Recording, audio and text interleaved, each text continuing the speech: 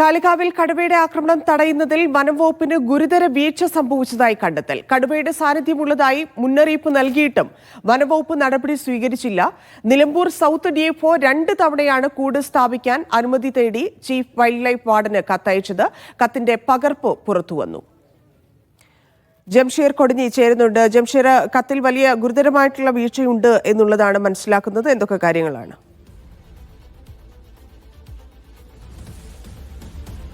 തീർച്ചയായിട്ടും ധന്യ, ഈ നാട്ടുകാർ ഈ കടുവയുടെ ആക്രമണം ഉണ്ടായ സമയത്ത് തന്നെ നാട്ടുകാർ അക്കാര്യം പറഞ്ഞിരുന്നു. അതായത് നേരത്തെ തന്നെ പലതവണ ഈ കടുവയുടെ സാന്നിധ്യം ഇവിടെ കാണുകയും അക്കാര്യം വനവകുപ്പിനെ അറിയിക്കുകയും ചെയ്തിരുന്നു.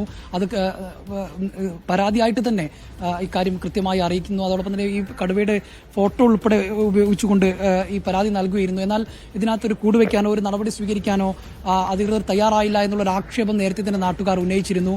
എന്നാൽ ഇപ്പോൾ ഇക്കാര്യത്തിൽ DFO Nilambur South DFO Dhaniklal chief wild വാർഡന് കത്ത് നൽകിയിരുന്നു. അതായത് ഇവിടെ കടുവയുടെ സാന്നിധ്യമുണ്ട്, കൂട് സ്ഥാപിക്കണം എന്ന് ആവശ്യപ്പെട്ടുകൊണ്ട് 2 തവണ കത്ത് നൽകിയിരുന്നു. എന്നാൽ അതിനകത്ത് ഒരു കൃത്യമായ മറുപടിയോ ഒന്നും ലഭിച്ചില്ല എന്നുള്ളതാണ് ഇപ്പോൾ പുറത്തുവരുന്ന വിവരം. അതായത് വലിയ ഗുരുതരമായ ഒരു പിഴവ് ഇത്തരത്തിൽ വനംവകുപ്പിന്റെ ഭാഗത്തുനിന്ന് ഉണ്ടായി എന്നുള്ളതാണ്. നേരത്തെ ഈ ജനങ്ങൾ ഈ പരാതി പറഞ്ഞ സമയത്ത് തന്നെ ഇത്തരത്തിലൊരു കൂട് സ്ഥാപിച്ചിരുന്നുവെങ്കിൽ ഒരുപക്ഷെ ഇപ്പോൾ ഗഫൂർ അലിയുടെ ജീവൻ നഷ്ടമാകുന്ന ഒരു സാഹചര്യം അല്ലെങ്കിൽ നഷ്ടമാകില്ലായിരുന്നു എന്നുകൂടിയാണ് നാട്ടുകാർ പറയുന്നത് എന്നുള്ളതാണ്. അതിനകത്ത് ഇപ്പോൾ ഈ ഡിഎഫ്ഒ നൽകിയ കത്തിൽ വേണ്ട വിധത്തിൽ മുഖവിലേക്ക് എടുക്കുകയോ അതിനകത്ത് ഒരു നടപടി സ്വീകരിക്കുകയോ ഒരു കൂട് വയ്ക്കാനുള്ള നടപടി ഈ അധികൃതരുടെ ഭാഗത്തുനിന്ന് ഉണ്ടാവുകയോ ചെയ്തില്ല എന്നുള്ളതാണ് ഇപ്പോൾ ഈ കത്ത് പുറത്തു വന്നതോടുകൂടി മനസ്സിലാക്കാൻ കഴിയുന്നത്. 2 തവണയാണ് ഇത്തരത്തിൽ കൂട് സ്ഥാപിക്കണമെന്ന് ആവശ്യമുണ്ട് ഡിഎഫ്ഒ കത്ത് നൽകിയിട്ടുള്ളത് എന്നുള്ളതാണ്.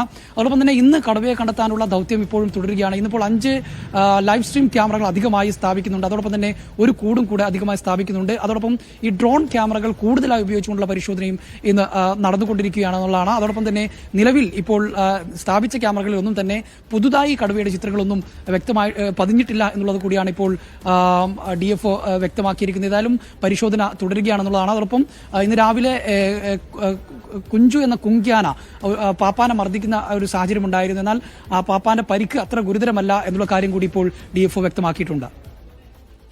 ശരി ജംഷീർ, വനംവകുപ്പിന് ഗുരുതര വീഴ്ചയുണ്ടായെന്നാണ് റിപ്പോർട്ടിൽ പറയുന്നത്. നേരത്തെ തന്നെ മുന്നറിയിപ്പ് ലഭിച്ചിട്ടും കൂട് സ്ഥാപിക്കാത്തത് വലിയ അപകടത്തിലേക്ക്, ഒരാളുടെ ജീവൻ നഷ്ടമാകുന്നതിലേക്ക് എത്തിച്ചു എന്നാണ് പറയുന്നത്. വനംവകുപ്പ് നടപടി ആ സമയത്ത് സ്വീകരിച്ചില്ല എന്നുള്ള വിവരങ്ങളാണ് റിപ്പോർട്ടിൽ നിന്ന് മനസ്സിലാക്കുന്നത്.